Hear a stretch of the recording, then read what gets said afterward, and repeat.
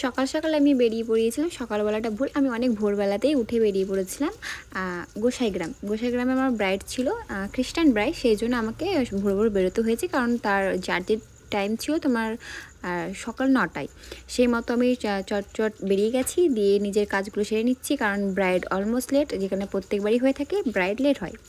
সেই জন্য আমি আমার জিনিসপত্র গুছিয়ে নিচ্ছি। আমার বোন খাচ্ছে, আমি ওকে জিজ্ঞেস করেছিলাম তুমি কেমন কি সাজতে চাও, ও একেবারেই বলছিল যে না তুমি তোমার মতো সাজাবে, ওর পুরোটা আমার পুরো ছেড়ে দিয়েছিল।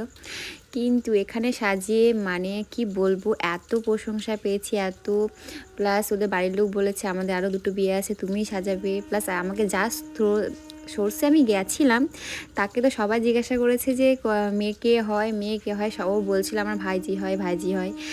প্লাস ও আমার কাছে অনেকেই ফোন নাম্বার নিয়েছে, অনেকে এই মেকআপটা পোস্ট করার পর আমার 4টে বুকিংও পেয়েছি আমি। তাহলে তোমরা বুঝতে পারছি মেকআপটা কতটা ভালো লেগেছে। আমি ভাবতে পারিনি যে এই মেকআপটা সবার এতটা পছন্দ হবে। বাট মেকআপটা করার পর কি বলো তো, ঠিকঠাক ঘরে লাইট ছিল না, সেই জন্য না ঠিকঠাক ভিডিও আমি নিতে পারছিলাম না। ফোন ধরে ধরে যেইটুকুটা আলোতে ভিডিও নিয়ে যায় সেইটুকুটাই, বাট সেরকম কিছু মানে যে ক্লিপস সুন্দরভাবে নেব সেটা নিতেই পারিনি।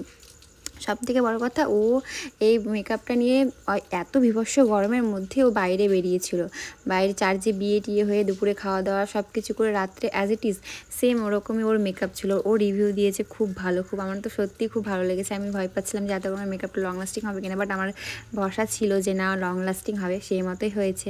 তোমরা সবাই জানাবে যে কেমন হলো।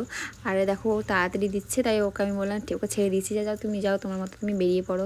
ওকে বলেছি মানে ছোটো পাখাগুলো ক্যারি করতে, তাই ও চাইছিল পাখাটা কই, পাখাটা কই। তোমরা জানাবে অবশ্যই কেমন লাগলো।